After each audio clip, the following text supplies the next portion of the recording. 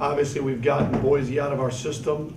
Guys have the day off, and our focus is now turned to FIU, a team that parallels us in a lot of ways, new staff, putting in new systems, trying to piece what their players do well and how they can maximize their players' measurable skill sets. Obviously it's a well-coached team. Ron Turner took over, obviously like I did, early last year. And so, again, we're both in a situation where we anticipate our teams to play well, and I think we'll play well this weekend. Our guys are excited about coming home. We've had 3 straight road games out of the last 4 weeks, so we're excited about the challenge of coming here this weekend and playing an opponent that you can see on tape. They're getting better. It's hard to say that because of some of the opponents they've played, but they play hard. They look like they play for each other. It's just been hard at times with the caliber of opponent they played. Talk a little bit more about coming home. I mean, you guys, it's going to be over a month since playing out here. And that's tough on anybody. I mean, especially when you've got road games that are kind of lengthy. It's tough to win on the road no matter who you're playing. You look at some of the games and the teams that were even the top 25 that had to go on the road and how they struggled or lost. So it's difficult. That doesn't mean it's insurmountable. You've got to be able to play good football. But we're excited about coming home. I think for a young team like we've got in certain areas, they'll play better here. They will play better at home. The crowd behind them, the excitement of being here on campus. So I anticipate that we'll play well. And I've seen improvement in our team with our young guys. As we've gotten beat up, some of the young guys have gotten a chance to play. So we're excited to come back home. Yeah, along those lines, I know you didn't make out the schedule, but those 3 games in a row, what did you get out of that? Well, again, we played 4 good opponents. I mean, and then you play those last 3 on the road. I don't know what you get out of it. Obviously, we didn't get a win. That I know we didn't get. But I do think you get a chance to challenge yourself. You get a chance to find out the guys that continue to battle. Because, as we all say, adversity doesn't build character, it reveals it. It reveals what you're about, reveals your ability and your staying power to continue to fight.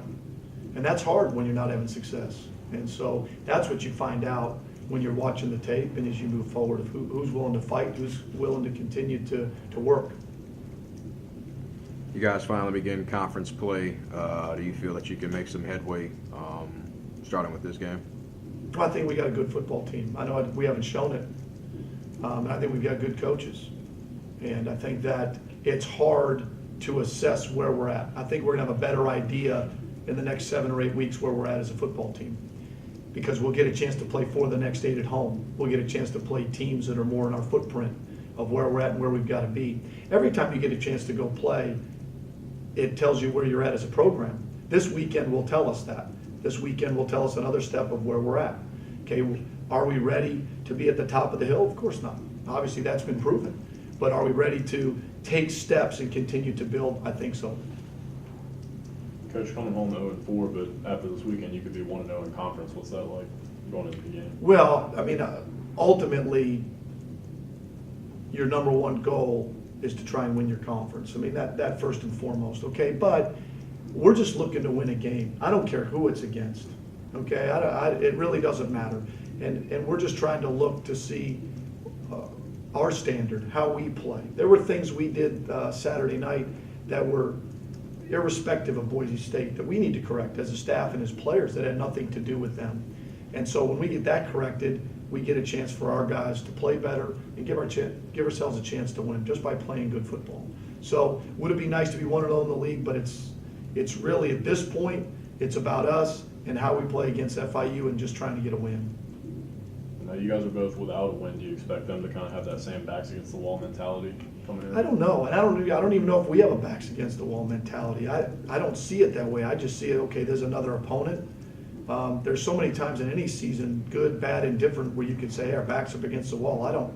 We're just trying to get a win. I mean, we're just trying to play good football and try to get a win. I'm sure it's the same way with them. At some point when we were 0-1, our backs were against the wall, and we're 0-2, and if we win this one, our back's still against the wall. So it's just a matter of playing good football, doing the things that give you a chance to win. And I'm sure they feel the same way too. I'm sure they look at their games and say, boy, if we could have done these things, we can do this better.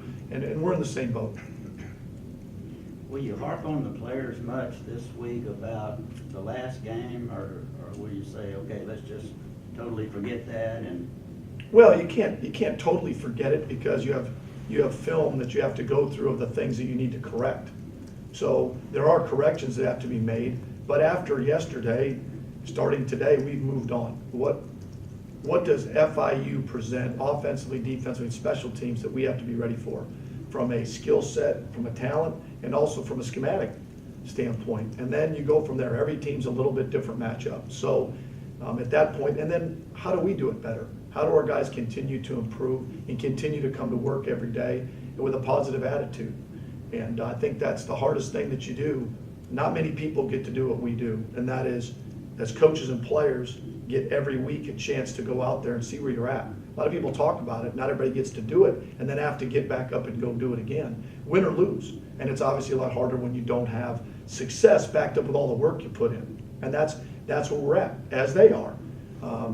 Because ultimately you do this game to sing the fight song in the locker room. That's what it's all about, right? Getting the wins and being in there. So when you don't get that reward, it sure becomes harder. But the bottom line is we've moved on. It's FIU, and we're looking to get our first win of the season.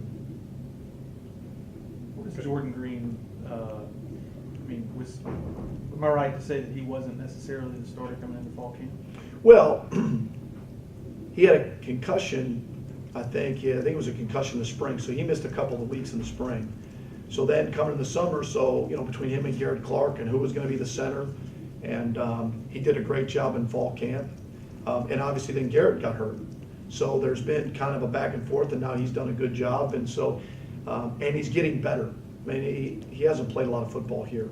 So he's really only in his fourth game playing. We've got a number of guys in that regard, whether it's Rashad Hill himself, Frederick Moore, and now Cameron Thomas now starting at right tackle. So, but Jordan's done a great job, and he's continuing to get better. How frustrating is it as a coach to preach ball security and then for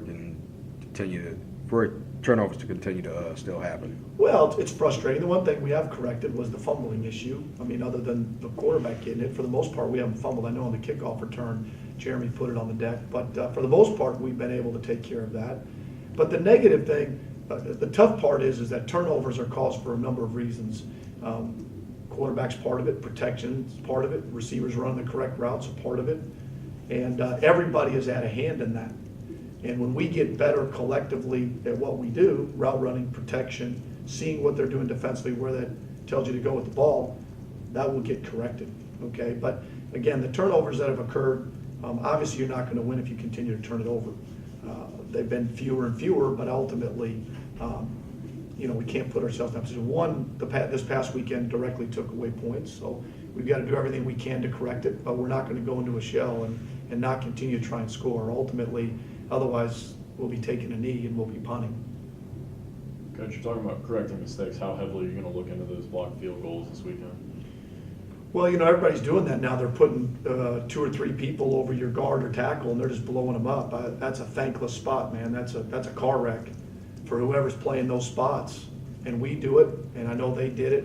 And it's hard to want to work it live and have your guard and tackle, 2 days a week get beat up. But that's the nature of what we're doing now. Those guys are getting after your old line, and we got to do a better job. We got to go live to get that work, and we got to get the ball up. The second one was a low kick. I mean, did they get penetration? Yes. To score, you have to get it up? Yes. So it's a combination. We're going to have to be a lot firmer, look at who the personnel is and how we're coaching it. But obviously it's got to get corrected because it stopped us from getting points, and the second one directly led to a touchdown. There was a critical part in the game when it was still in the balance. We were playing well enough to give ourselves a chance to win. Really, no one would have said at that point in the game, we're driving down 17-7 and it already got a field goal blocked, that the game's going to be 60-7.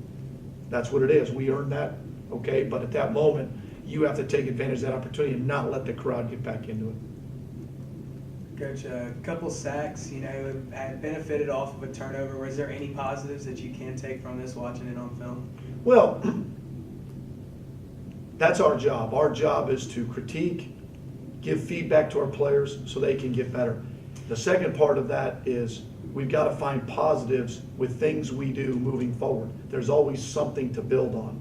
I know it's hard to say that to the fan. How do you build on 60-7? Well, bottom line is this: over the last 2 games in the first halves against Arkansas and Boise, we've looked like we have some idea what we're doing offensively.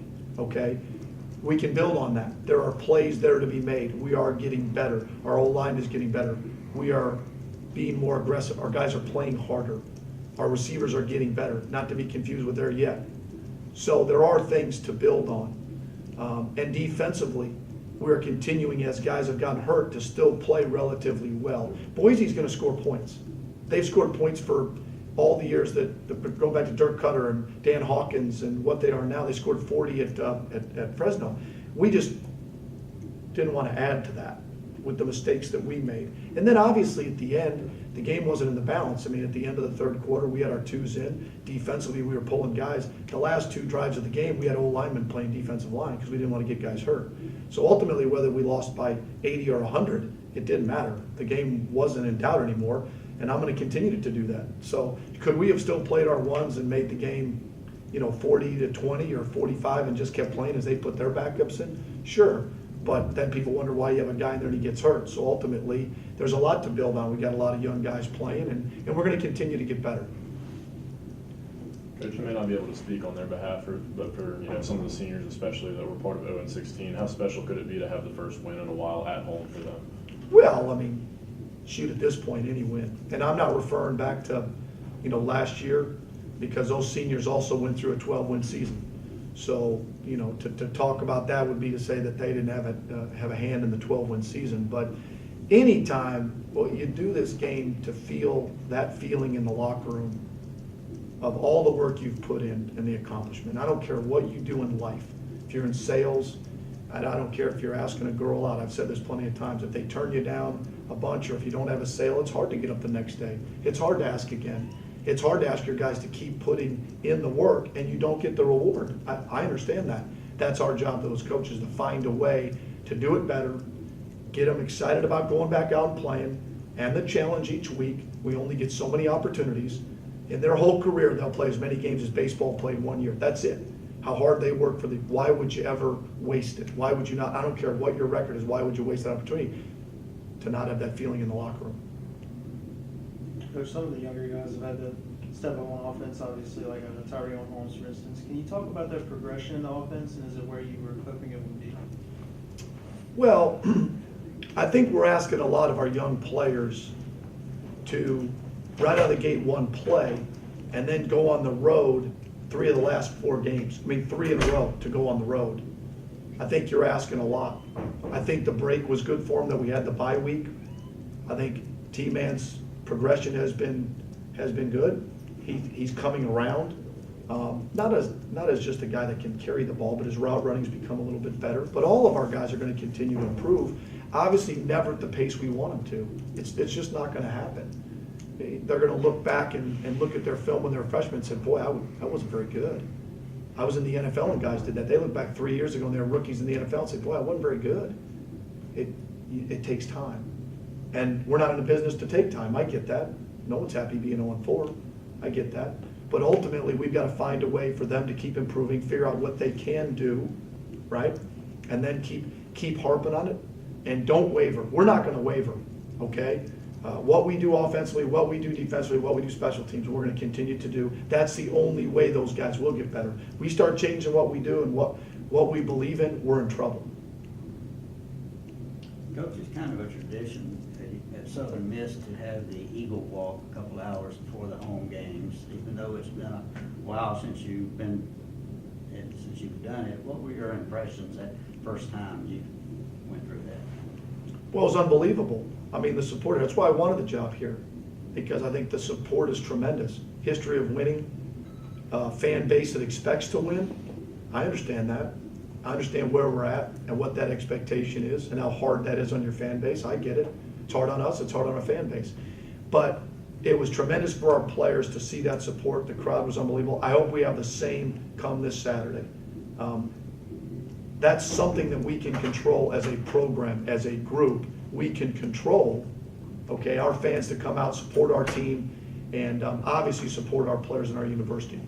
Because it's still about the event. It's about the event of coming, tailgating, it's Southern Miss football, and being a part, hopefully, our first win.